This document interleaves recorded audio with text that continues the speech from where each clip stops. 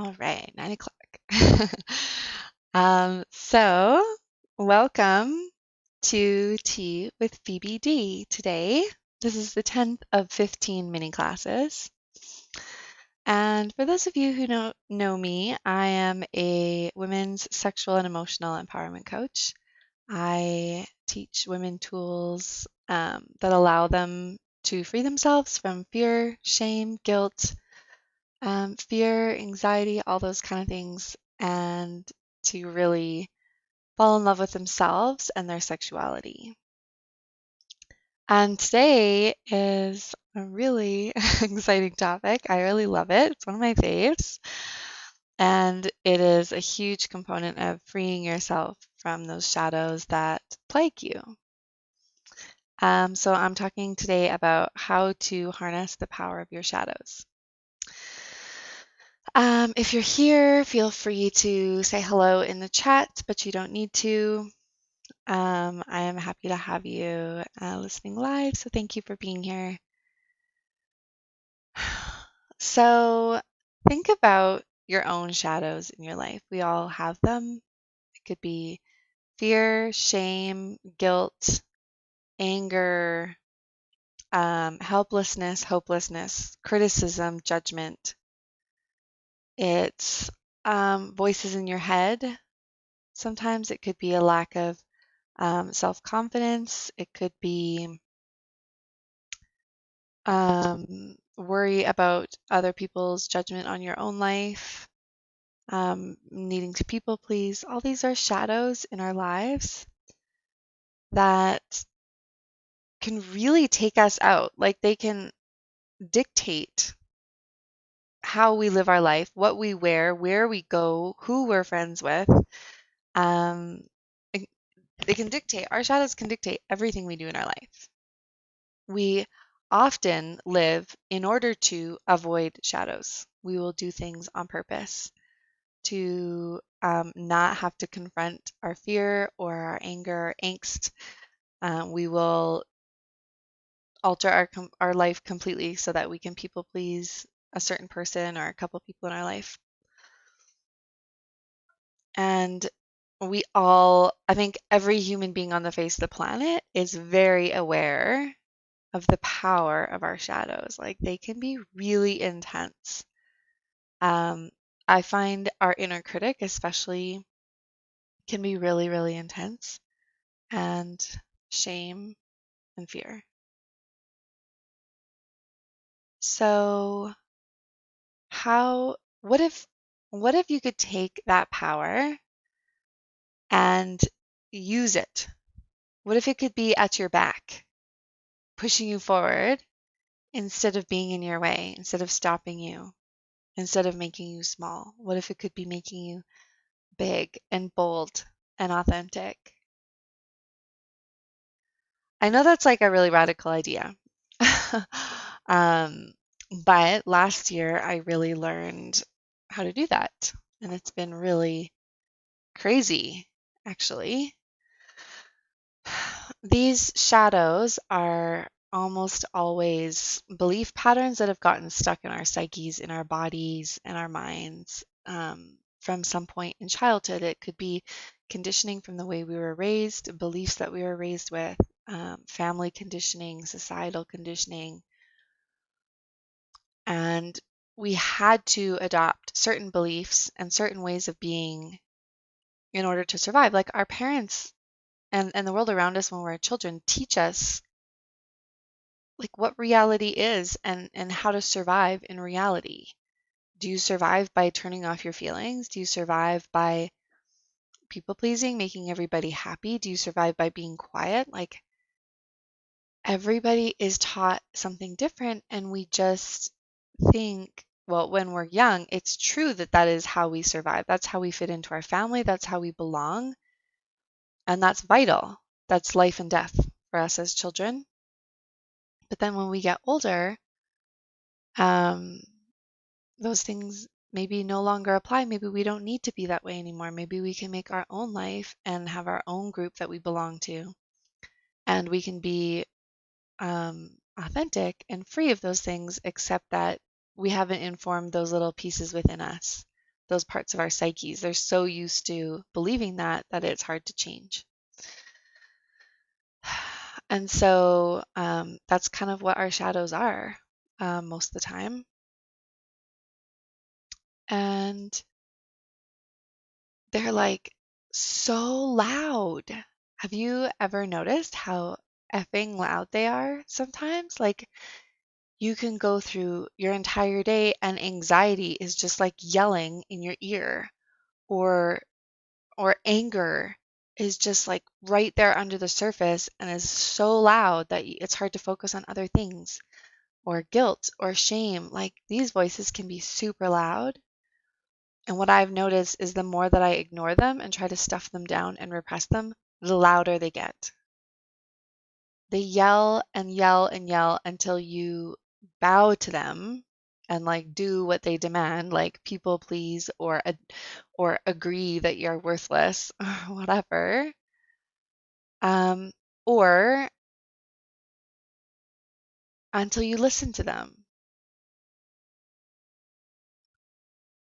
This is a huge tool that I have learned that has really shifted my life, and it's super easy.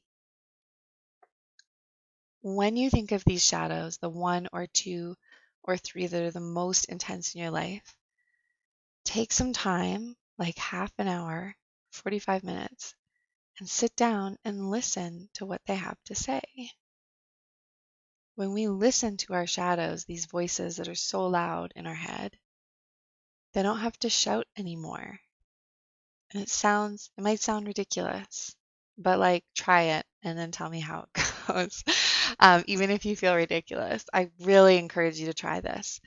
So you can sit down, and everybody processes it differently, but you could journal or speak it out loud. And just like imagine this inner critic or your anxiety or your anger like sitting in front of you, and just ask it like, what are you trying to tell me? What are you worried about? What are you afraid of? What do you need? What do you want from me? And I have yet to meet a part of me and the people that I coach. Actually, that's not true. Once there was a part. Um, that, yeah, actually, there's been a couple times, but 99% of the time, these parts of us want to protect us, actually. They want to protect us from being seen. They want to protect us from being hurt. They want to protect us from being rejected. They want to protect us from being judged. And so fear protects you by keeping you small because you don't take action. Shame protects you from being judged because, um, like for me anyways, where I was raised, like if you liked sex or you were a sexual person, you'd totally be judged, right? And you wouldn't really belong in the group. So shame has tried to protect me from being rejected. Guilt protects you, um, maybe from doing that thing again that caused you guilt in the first place, or maybe it protects you from, again, being rejected. Your inner critic certainly protects you from being judged by your caretakers, probably, or other things. Your critic is often, these voices are like, if it's like if you tear yourself down first, then other people won't do it. If you keep your own voice quiet, people won't tell you to shut up. And so they protect you by making you do those things before other people do them. And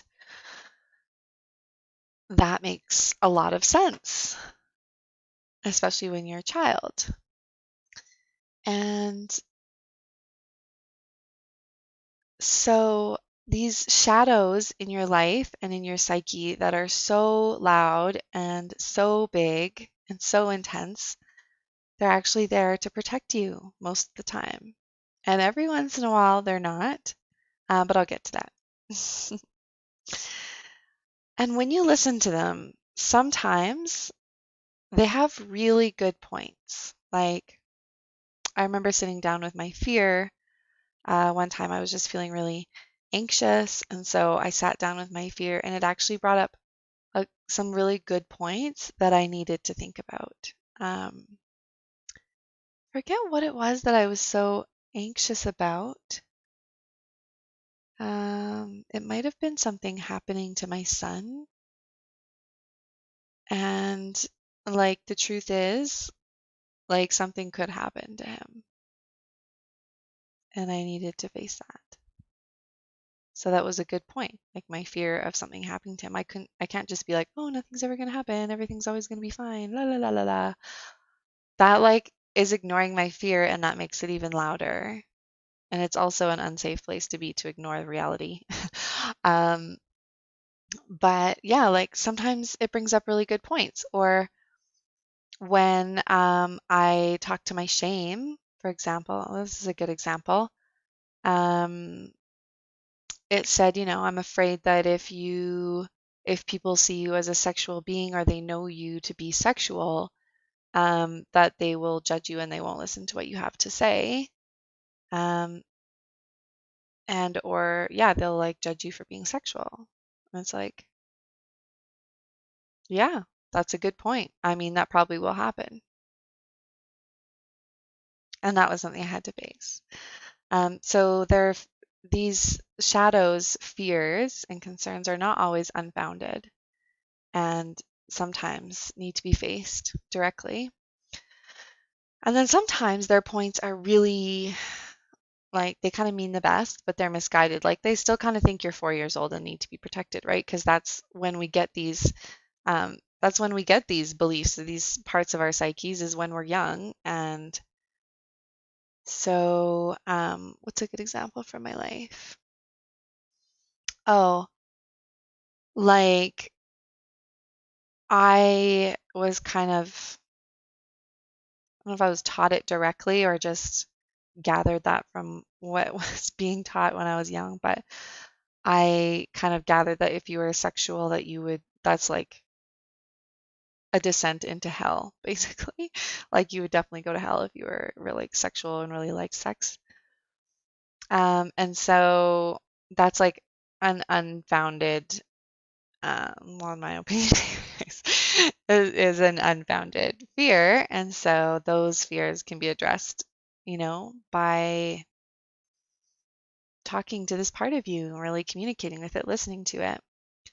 And, it's trying to help. Like, it doesn't want me to go to eternal hellfire. So, fair enough, you know? But it's misguided. And so we can also teach, it's kind of like we reparent ourselves, or we reteach these parts of our psyches and our belief patterns, what is true for us right now. Like, oh, by the way, like I'm an adult now, and I don't need to please my parents or my caregivers. And it is safe for me to have a voice. And if something happens, if I get criticized and if I get judged, I'm actually able to handle that, and I know how to deal with it. And then these parts, sometimes we can give them a new role, these parts of our psyches. So they're there to protect us. And so we can use them to our benefit. I feel like this is probably really complicated, maybe idea. I don't know. But anyways, I'll try to explain it. So if um, like say you are afraid of public speaking because you are afraid of being judged. And then you listen to this part and say, okay, yeah, I probably will be judged. People are definitely going to judge me one way or the other, right? Positive or negative, and that's kind of out of my control, and worrying about it is not going to help. And so the purpose of this voice is to protect you from being judged, from rejection. And so you could say to this part, like, how about you be the part of me that knows, this strength within me that knows that no matter who I get rejected by outside of myself, I will never be rejected by myself, and I will always be there for myself in my own corner. Maybe it could become that part of you because it's achieving the same goal, but in a healthy way, if that makes sense. And you can also use them. So I have this part of me that I call Get It Done Greta. I still struggle sometimes with finding my worth in productivity, whatever productivity means. Anyways, it means something to different people, but that's besides the point. And she just like gets things done all the time. And it used to be really hard for me to sit and relax without feeling super guilty because there's always something that can be done, right? There's always something you can do. And I actually have ended up using Get It Done Greta to make sure that I relax for a little bit every day. I basically put relaxing on her to-do list. And that has worked really well because she makes sure that I tick that off my list every day is just relaxing. And so sometimes you can harness them in that way as well. Another way to kind of harness the power or free the power is that a lot of times when we feel this fear and guilt, or we have these stories about things that are so loud, it's exhausting. Especially like self-criticism is so exhausting. And so if we can become friends with that part of ourselves and like work with it and talk with it, journal it, it can free us. It can free all of that energy that was caught up in like self-loathing or self-criticism or judging others or anger, whatever, all these things. Um, it can free it up so we have more energy for our life in general. It's amazing the amount of energy that can be freed up. And so in that way, you can take the power that was being given to those things and you can use it just for yourself in your life for whatever the hell you want to use it for.